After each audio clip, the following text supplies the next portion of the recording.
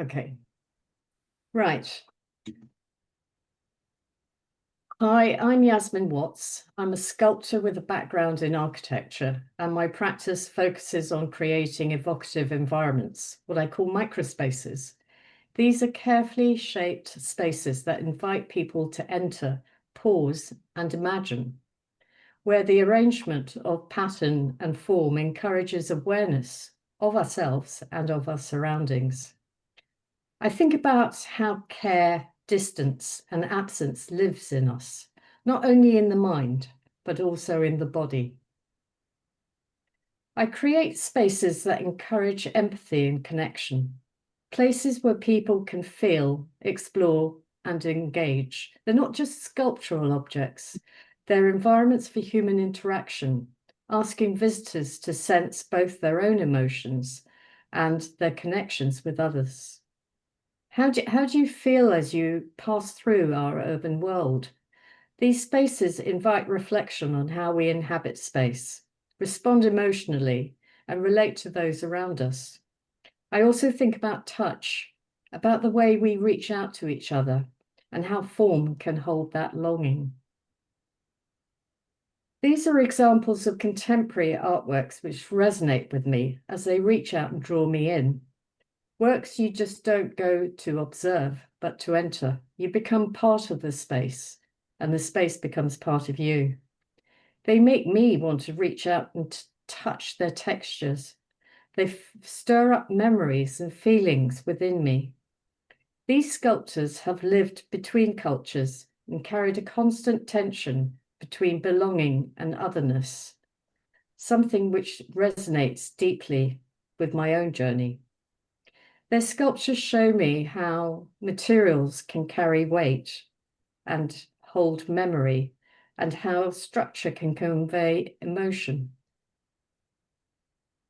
These figurative works spark something within me. It's not just how they look, it's how they feel.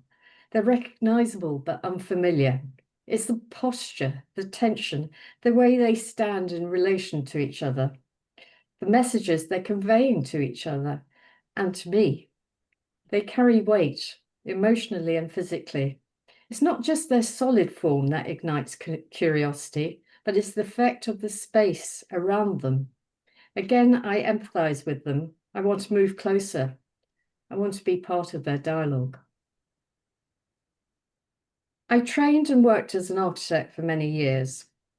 These images are projects that I've actually been part of, both very profoundly sculptural, but in very different ways.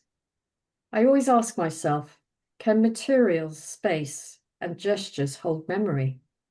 I think both of these examples do. The left-hand image by Renzo Piano's Numeo Center rises out of the lush landscape with tall curved forms that echo the rhythm of the surrounding trees. Its wooden ribs and slats breathe with the climate, opening to the wind and light. It seems rooted, symbolic, but yet deeply functional. The right-hand image, Zaha Hadid's Baku Center, leans towards the future. Its sweeping wave-like curves seem to flow out of the ground, folding space and time in motion. Fluid, continuous, almost alive, it embodies transformation and emergence. About 5 years ago, I moved into sculpture, first through a traditional degree, and then at the Royal College of Art, where I really found my voice. Architecture's taught me to care about how space feels, how it can hold you, shelter you, or even expose you. I'm drawn to the shifting play of light and shadow, and how materials and structure shapes and connects. These ideas carry through into my sculpture, not as static form, but as lived sensory experience. I was born from fire, Zoroastrian fire, a memory of flame passed down, palm to palm, mouth to mouth, still burning. I hold it. I hold it in the work. So I'm a Parsi, descended from the Zoroastrian diaspora. That's history of movement and adaptation, initiated with their plight from Persia in the 8th century, runs through my work in how I suggest unfamiliar forms in space can bring a sense of belonging. For me, it's been a story of how cultures meet gently through linkage, inclusion, and care. I carry that along with flavors and rhythms and memories I've gathered throughout my life. All of it shapes the spaces I create today. Microspaces, not rooms, not walls, creases, corners, edges, surfaces, pauses. Figures appear, not full bodies, but fragments, echoes. They don't pose, they murmur. In my work, I've created microspaces, these small composed enclosures within the larger public realm. Shelters, thresholds, openings, and platforms that invite entry, reflection, and presence. Creating a tension, something intimate but unresolved, like a conversation paused mid-sentence. There's a nurturing of the space between the forms, and I think that's where the emotional weight lives. They're shaped through rhythms of light and shadow, awakening our perception and connecting us back to nature. My thinking, often influenced by theatre design, uses architectural gestures to heighten experience. Figures hold dualities of presence and absence, leaning, gesturing towards one another without quite touching. It's balanced, but slightly off-center, deliberately unclear to make you question the relationship, an opening for your own memory to enter. Though I begin with small-scale studies, I always imagine these works expanded into habitable spaces, places you can walk into, breathe in, and become part of. They don't perform, they invite curiosity and interaction. You want to ask more. I create skeletal frameworks, layered surfaces, and elemental materials. The spaces feel both open and enclosed, structured but vulnerable. There's often a dialogue between the viewer and the space, stillness and movement, exposure and intimacy. It's less about clarity, more about suggestion, about the possibility of connection. A recurring theme is the dialogue between inner and outer worlds, private and public, the ones we're constantly moving through, especially in times of change, upheaval, and migration. How do we balance our inner world with the public spaces we move through every day? How do we relate to others when the language of connection is unstable or changing? Handcrafting is a central part of my practice. It's a way of passing on knowledge through touch, through time. Ideas become beginner sketches, then models in cardboard, and I use digital tools to support and refine, but the essence remains tactile and material. I work with both instinct and intention, responding to the materials as much as shaping it. The figures I sculpt are drawn from today's world, from familiar gestures, quiet moments, everyday presence. They're not idealized, they're recognizable, grounded. They reflect how we move through the world, sometimes alert, sometimes inward, sometimes in between. I carve space. I carve silence. I don't explain. These are places that hold without owning. They are places, without owning. I build skins, I build vessels, I build shelters. They don't protect, they hold, they breathe, they remember. Material has weight, it has temperature, it tells the truth. You can touch it, it touches back. I've given you a glimpse of my work and the language I use to navigate between cultures and how I reflect upon my own relationship with the world in flux, whilst also considering the way we live within it. So I leave you with a question. What do we need as humans to feel a sense of belonging in the spaces we share? Thank you.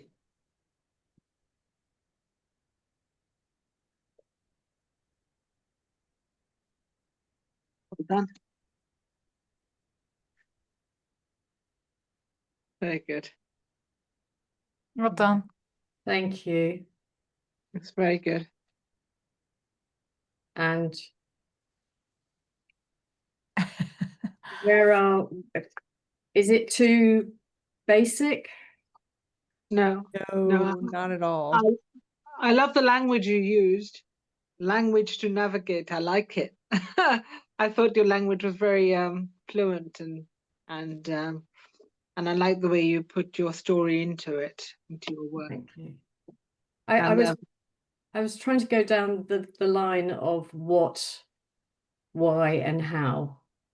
That was how I sort of structured the slides. I think I recognize a couple of the pieces or some sections from pieces that you've read before, which I think is really interesting and good because it makes like a backbone through the piece. You know, Yeah. it's your practice as it evolved knit together. But I wonder if some of those pieces don't if you do like an integration pass in your writing, you can maybe trim it a little bit Okay. and integrate the styles of writing as opposed to butting them up against each other in a does that make sense? Sort of like to weave the language together a little bit.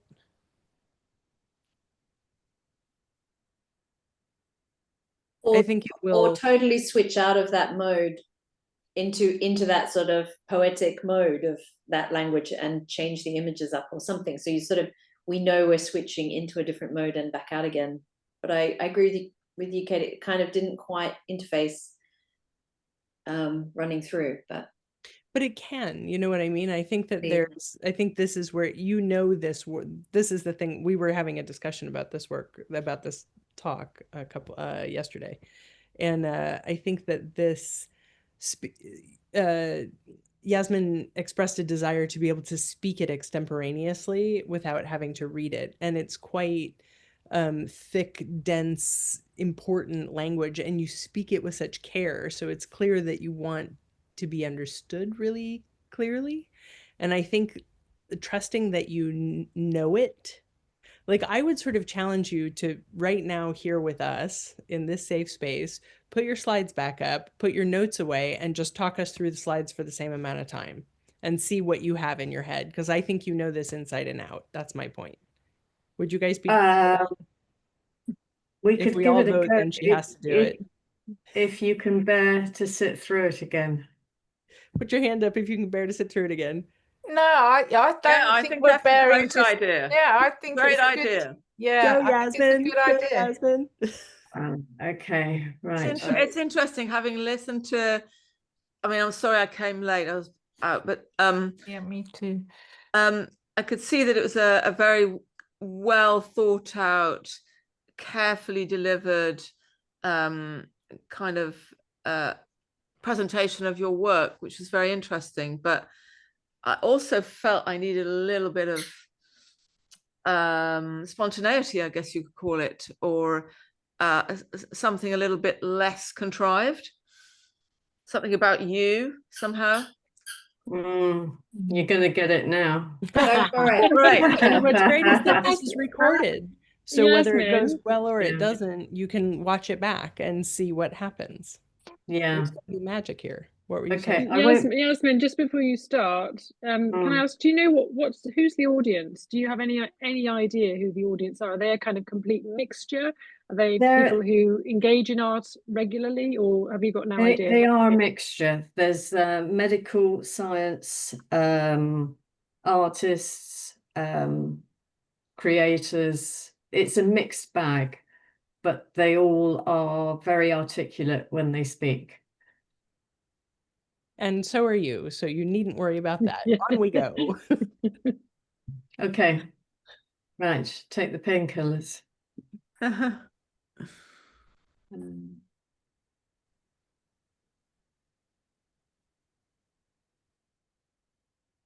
Hi, I'm Yasmin Watts. I'm an Sorry, share your slides. Sorry? Oh, Share share. That slides. would help, wouldn't it? Let's try that again. God. There.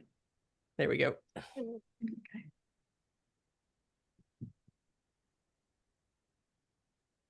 Hi, I'm Yasmin Watts. I'm a sculptor with a background of architecture, and my practice focuses on creating evocative environments, which I call microstations. These are carefully shaped spaces that try to invite the public in to enter and explore and to engage with their own sensory experiences, attuning to what they move around and see. It's also an idea of connecting between themselves and the other visitors there and the spaces. I also consider how care, absence and distance affects us in the body as well as in the mind. So I create these human interactive spaces called microspaces, where I want people to enter in and just pause and imagine. It's a place that they can explore and engage and feel a sort of response to what they're looking at. And it may manifest in different ways, because it may manifest with their interaction with other people also looking at the work, and that they can see them in between the work. I wanted to show some preferences which have inspired me, which have awakened my senses into what sculptural spaces can be like. I mean, these are spaces which draw you in. It certainly draws me in. I want to get up close. I want to be able to feel them. They stir something within me. And these three artists have they've had a mixed cultural experience where they're constantly carrying a tension between belonging and otherness, which resonates very much with my own journey. Figurative sculptures, these are examples which really excite me, because it's not just the way they feel, it's the weight. They have a certain emotional weight to them in physical terms as well as emotional terms. I want to question them. I want to be able to go up and see who they're talking to, how they're interacting. And I think they add a lot, but it's not just the solid form, it's also the space around them which gives them more weight. So I worked as an architect for many years, and these are two projects which I've been part of. The left-hand image by Renzo Piano is a cultural centre in Noumea, where the landscape the buildings sympathise with the landscape. They reflect them. You've got the tall, curved forms echoing the trees, which seem to spring out from the lush green landscape, and also the use of timber. So there's a natural affinity with the surrounding climate, so natural light and wind coming into the spaces.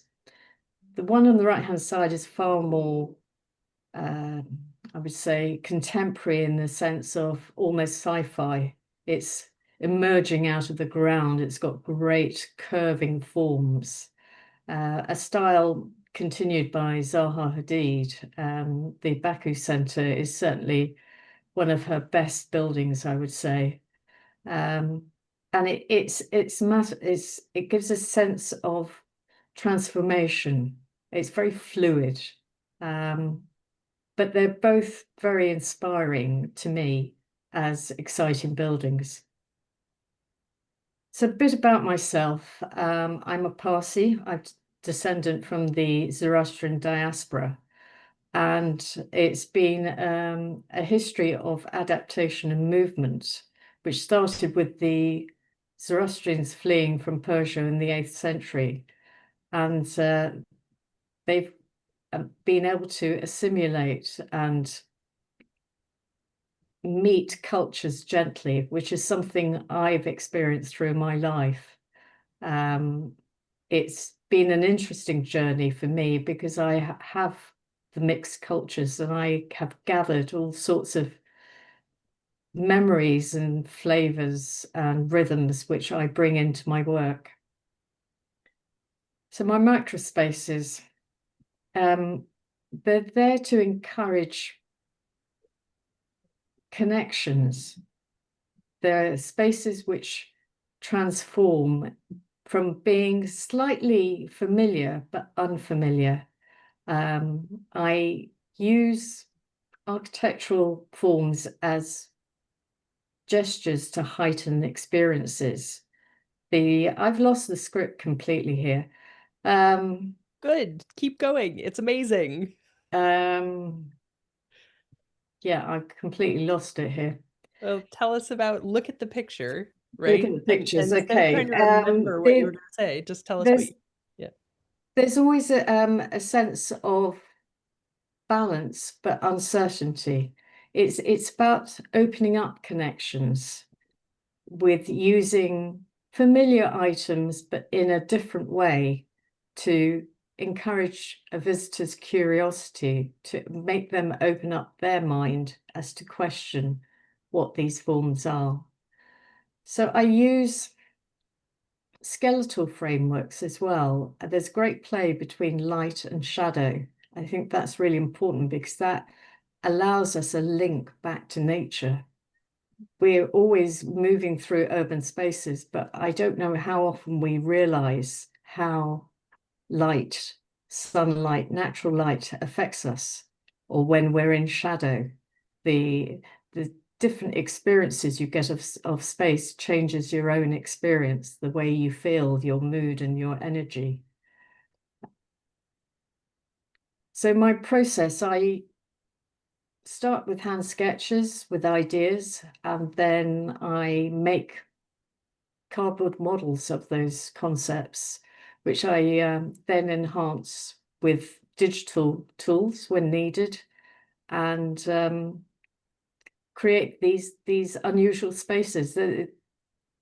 There's slight distortions within them, but the idea is that although they're small in scale, I always envisaged them going into a much larger space where people can actually enter in and be part of it.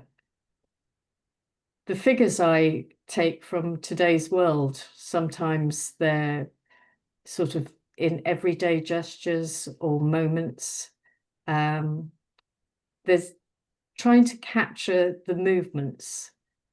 I think it is mainly about capturing the static moments, but making them fluid. And lastly, thank you for listening to me and putting up with my lack of script.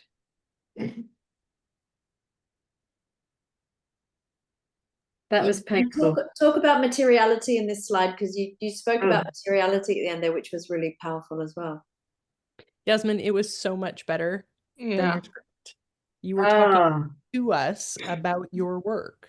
So if you think you're going to get lost, just look at the picture and tell us about what's in the picture. You know this so well. This is you. I do know it well, but I sort of freeze without script. Do you guys think she froze?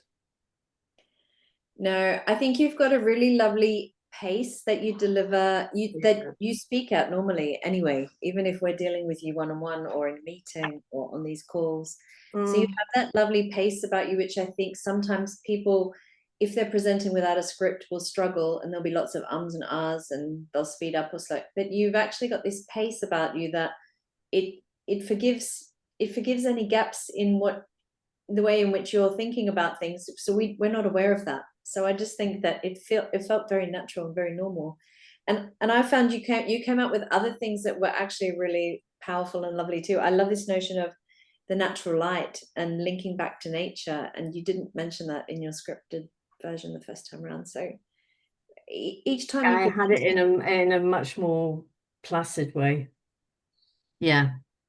I feel But- like I understand your work much better after hearing you say it this way, because you expanded on things that caught your attention while you were trying to explain them to us, and that's what makes it compelling.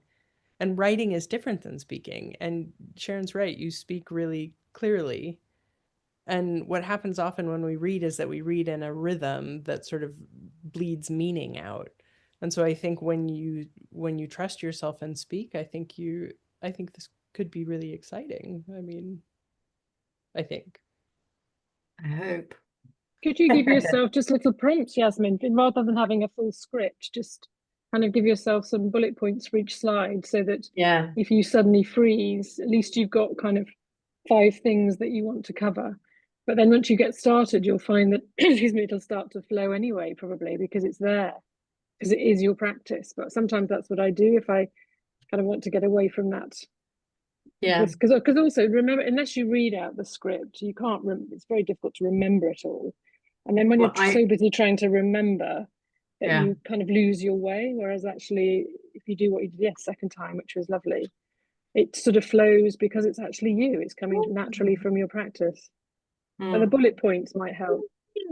Yeah. I think if I do it this way, I'm going to have to scrap the verse. There's no way I'll be able to recite that.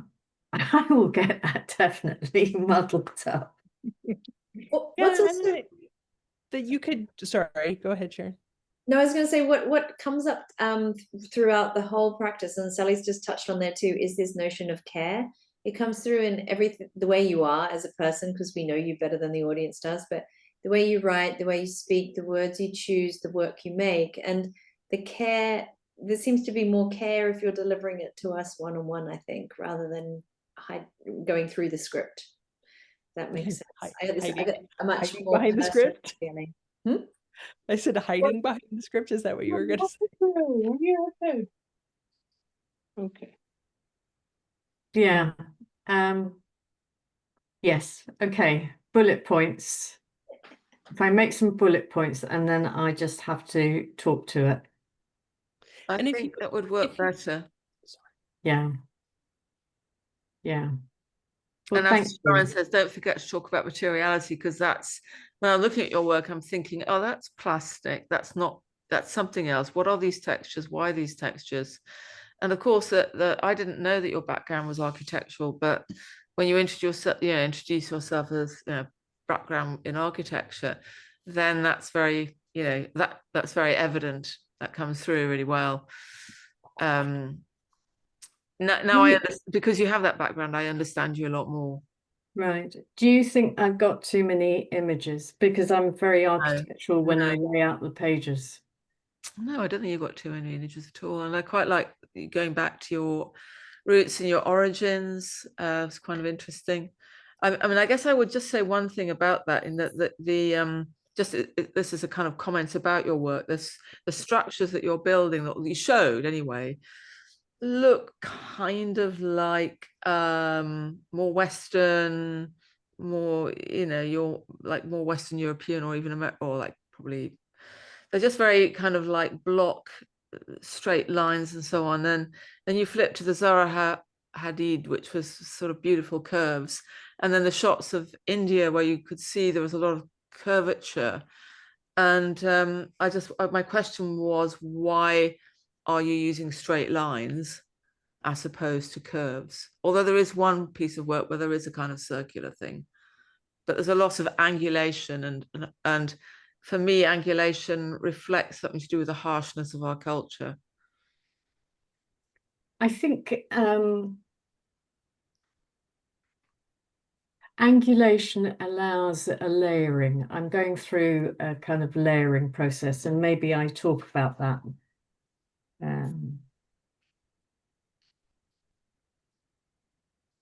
Because it's the juxtapositioning of different surfaces. Yes, you could get that with curves as well, but when you've got it like it's almost like a lattice against another, and then you've got people in front and people behind, and it's almost like a maze you're looking through. So then it triggers other responses. In who, the audience, or Yeah, to somebody experiencing that space. It's a puzzle. There's a puzzle there. Yeah. I find in your work, looking at the images tonight, there's lots of this sort of delicious juxtapositions or things that just don't seem right. like you I want to believe that they're models, because also I know you've told us about your training, so I want to believe they're sort of models or maquettes for larger installations. So like you say, that you can actually imagine them, so you can climb up over them and sit in them. but then the figures that you make are sculptural, so they're not just plonk a figure in to show scale. You're making something that the figure is responding to in the world, the micro world you've created. So if it was just a maquette, you wouldn't bother doing that, but you're bothering to do that. So that kind of raises questions for me, like why is this dynamic going on between these two figures? What's happening there? I suppose that comes back to my architectural training, whereby you wouldn't just mock something up, you would make a small realistic model. And traditionally you would have had those tiny little cars and trees and people. So for me, the stage I'm working at, because I'm testing out lots of ideas, I'm doing it as a sort of proof of concept. So when famous sculptors do their various projects, they will do a maquette, which is as lifelike, which they then enlarge and make into the full size. So then you've got a dynamic going on between the characters, where one looks like it's sort of like against that, and someone's coming around the corner, and it's sort of, they're not just interacting with the space, and some of them they're interacting with each other. So there's a story going on. There's a story going on. There's a disconnect or a connect. It's it's a questionable. I'm always doing questionable connections. Like, are they in distress? Are they calling out, or are they screaming in fear? There's an playing hide and ambiguity. Yeah.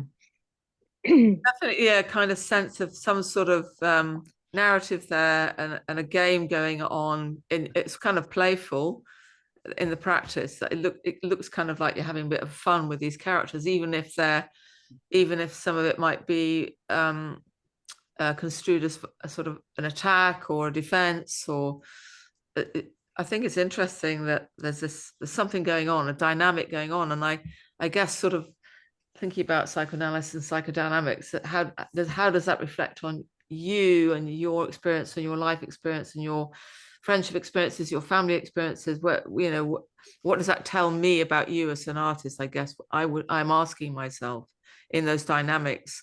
And then in terms of scale, you talked about a sense of realistic scale, but what if one of the figures was tiny and another one was huge? Or is there any scope for playing around with scale, and what would that do to our understanding of the spaces and what's going on in them?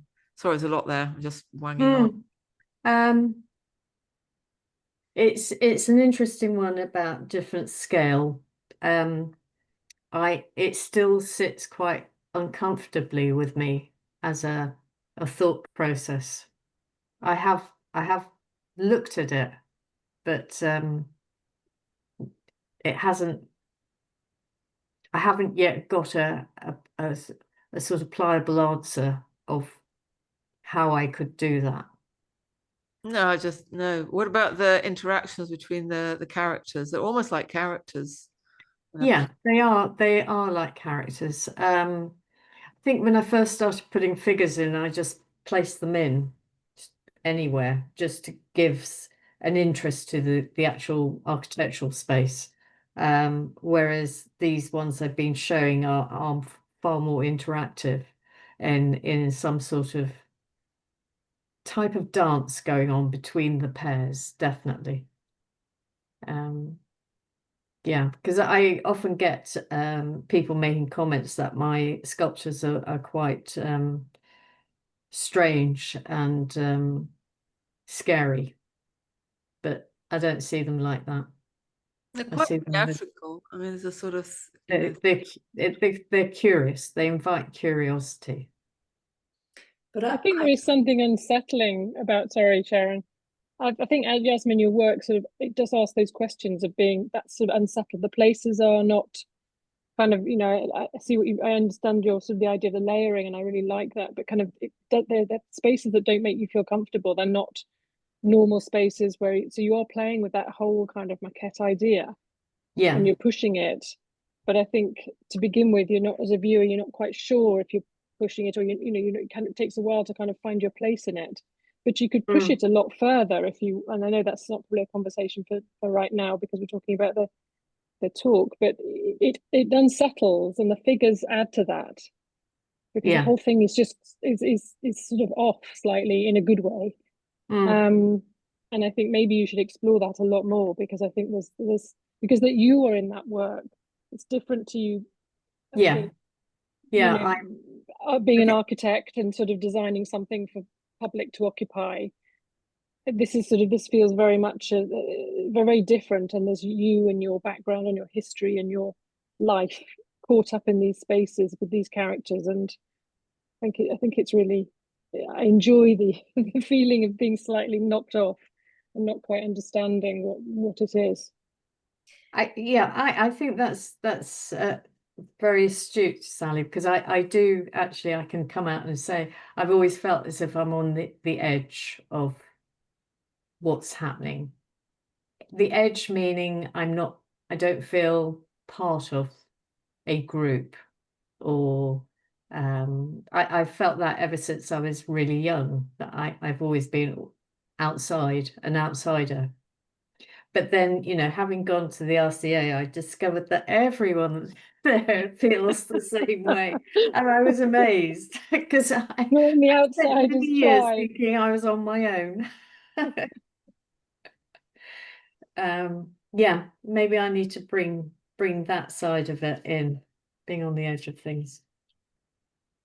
I think it's really interesting to hear you talk about while showing that stuff, because it might invite, at least when you're speaking about it, it might invite the listener further inside the practice. Yeah.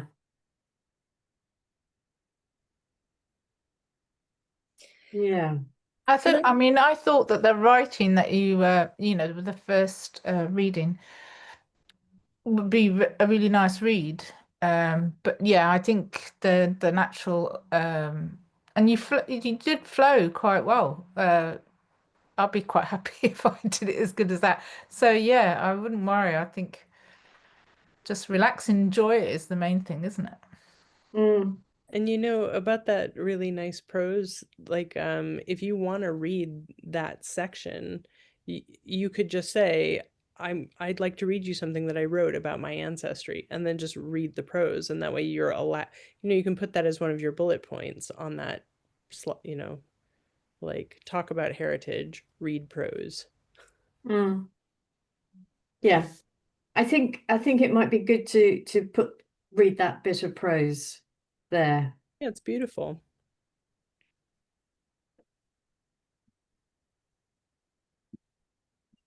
Thank you for being so gentle with me.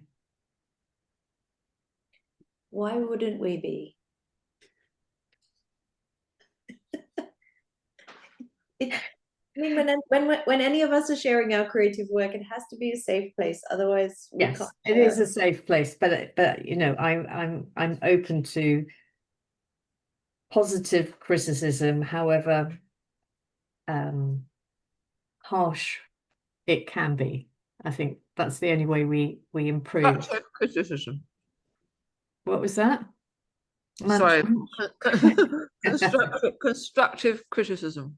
Constructive criticism, yes. I like the question you asked at the end. Yeah. I thought that was really nice because it made us think. You know, you left us thinking, and I thought that was really good. Okay. Right. Yasmin, there's another image in your, I'm just diving into your practice now because I'm finding it fascinating. And so having seen it twice, it's like, there's more detail I saw. There's some figures that you had where there were, I think it was there were two, but there was one in particular was a man, and then he was connected. So he was more just on his own as a sculptural figure, and then he was connected to a piece of architectural detail. It looked like a door or something, and then Yeah, it was his he- shadow, but it looked like fragments or geometric. yeah. Shall I bring that up again? Yeah, because those pieces were very different to the rest of the models of the spaces. This one. Keep going. No, keep going. I think it was towards the end. It was a page with lots of different things. Oh, on it. do you have like with the photo? Put, I think I know. This one, this page. These ones that look like, yeah, those two in the top. Do they look wrong there?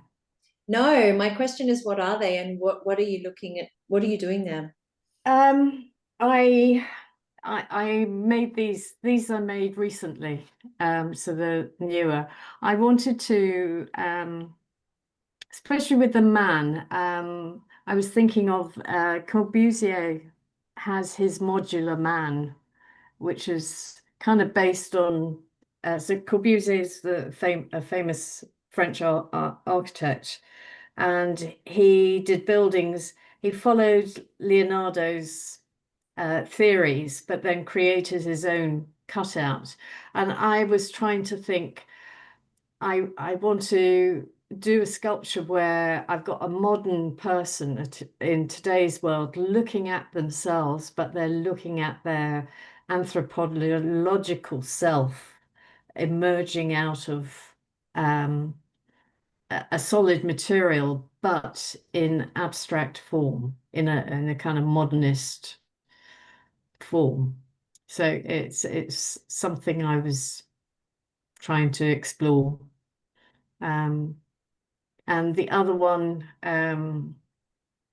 again, it was taking a figure at a larger scale and thinking, okay, what is that surround going to be like? And it's got different kind of levels of steps, and it's to do with the different layering. And I also was learning how to use the laser cutter. So it was just experimental. Do you think they look completely out? I should take them No, out? not at all. I think it's just an interesting, it's obviously a slightly Yeah. different direction of taking where you're sort of expanding the figure out, but you're still keeping these architectural clues or hints, or it's still relating to space, but in a different way. Yeah. Where the Just figure in different ways.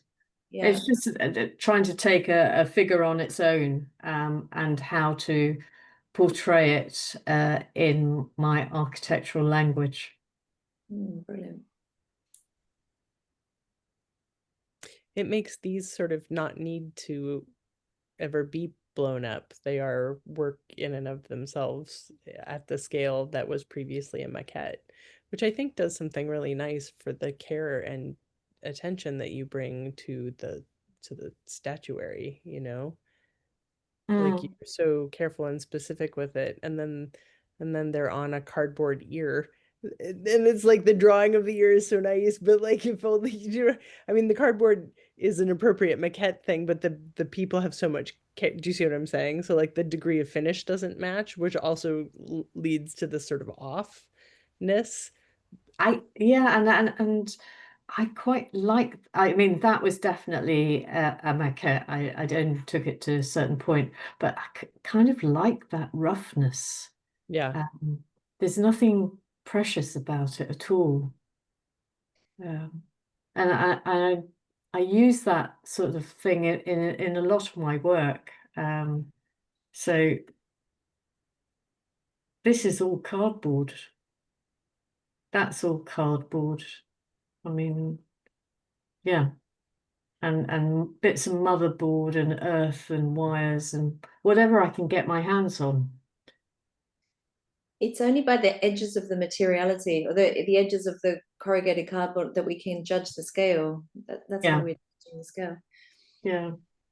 No, I did have, Yeah, so these ones are tiny. They're absolutely tiny.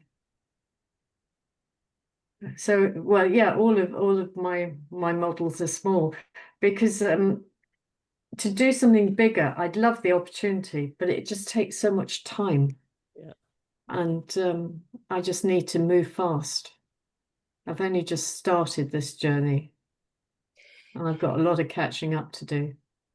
If you were to present these as a maquette to a local council, do you think you need to tone down the figures so that they would see someone having a nice time reading the paper, or rather than like ready to sort of come around the corner? Yes, there is that possibility. I mean, do you want to present these to a local council? Is that how you'd want them to be realized? Or are these spaces that you would make like inside a gallery to sort of showcase? I think the Affect. council just wouldn't go near me because I've explored it earlier on with other maquettes. The cost would be too much for them, and when the councils are looking for outdoor type of public sculptures, they're looking for very minimal things. They don't have the budget, and it's expensive. So then I sort of see I walk into the Tate Britain in that the big long hallway, and I can see a number of these up full scale, which then allow people to actually come in and sit down and be part of it. That's the idea, because I hate this thing about sculpture you can't touch. Sculpture's there to touch, but we're not allowed to touch it. Therefore, if it's we get very precious about sculptures, and we get precious about expensive materials. But if they're made in materials which aren't going to last that long, then people can go up and touch. I don't know. That's my ongoing argument I have with myself.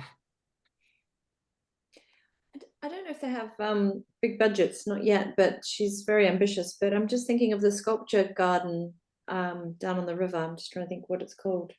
The on Temple. Yeah. Yeah. Have you looked at that at all? They again, I don't mean to whinge about this, but they go for established names who've already got some sort of footing. But there is through the RCA sculpture course, there is a certain prize which sculpture students get. And I know a couple of years ago, a lady called Annabelle, I think her name was, she got a residency there. Yeah, it's finding those opportunities. I don't seem to hit lucky at all. Not yet. I wonder whether, Yasmin, it's partly because I see these pieces as, we've talked about them being maquettes, but we've also talked about them being sort of pieces of art. And it's kind of understanding why you make them. Are you making them as a sort of potential maquettes to make something bigger, and they're sort of, or are you making them because they are already pieces of art that there's a narrative and they need to be smaller and miniature and kind of, as Kate said, you'd see them in a gallery rather than in a public space? Is there a sort of, maybe there's something there that if you're not quite sure which, I mean, you can keep both open, but I wonder whether if you sort of have I think when I sure first which way you're going. When I first started, it was about I want to build big. I had a big mouth in those days, and the realization that no, it's not going to go that way. You need to take smaller steps, but then also the need to build a body of work. And since I've only started in the last 5 years, that if I make the smaller sculptures, and I quite like them in the format they are. I like the cardboard. I like being able to see the cardboard, and I see them as pieces of art. I'm not sure whether a lot of other places would, although I have managed to sell one of these. No, I really like the cardboard. I like the ephemerality of it, and also, you know, something about all the materials have to be super expensive and high quality, and it's almost like a fly in the face against all that, which I really like. And I was just thinking when you were talking, you're saying, you know, you don't get selected and all these kinds of things. There might be some artists that you could look at and read about. And I'm thinking specifically of Ian Keir, who's actually he was an RCA graduate, did his PhD at the RCA, and he takes a lot of his cues from architectural spaces. He's not an architect, he's a theatre set designer by background. And he uses very, very ephemeral materials in his constructions. So he'd be one person to look at. Yeah. And then there's Candida Hoffer, who uses architectural spaces. You might be interested in just looking at her practice. And then the other person I was thinking of was Thomas Demand. I mean, though he doesn't have figures in his spaces, and neither does he, nor do any of them specifically. But it's the way they're using architectural spaces. And Thomas Demand is quite well known for making very small scale architectural models out of sites of political events, and then reconstructing the actual sites, and then taking out the people, and it's all in white, like white board, white card. And the shadows, I guess, give you this sense of space, and he photographs them, and then he destroys the actual models, so you're left with the photograph. And I do like the photographic quality of your work as well. So I just think there may be three people to sort of look at in relation to your practice. Thank you.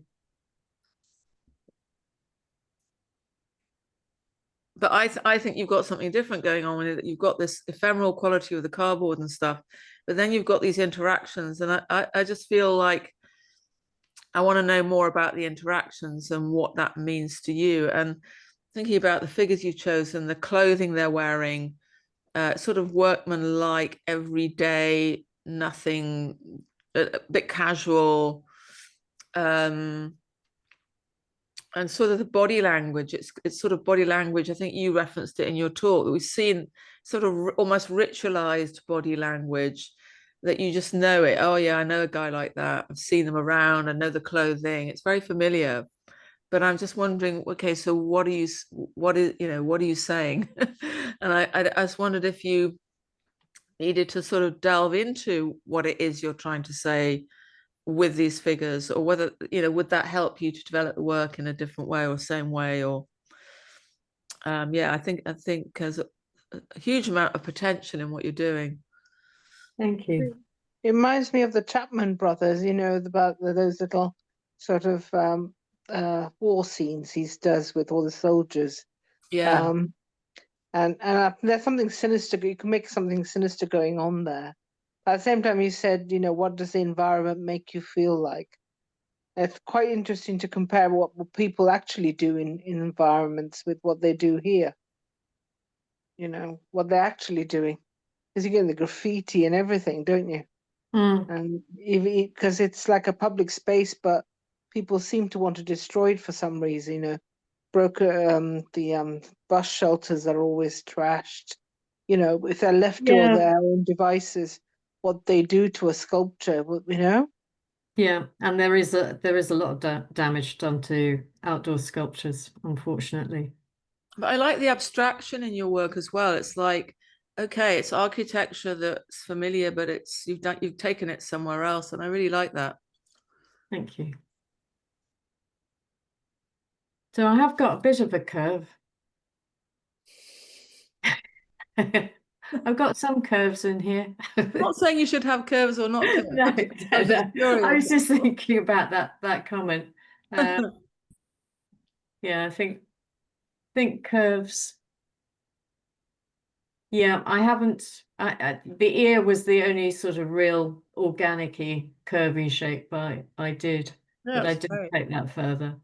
But I mean, I'm not, I'm not really not suggesting you go for curves or harsh lines or what. It's your practice, but I just noticed it. That was all. Yeah. Yeah. Okay, well, I will stop sharing here. Thank you so much, everyone.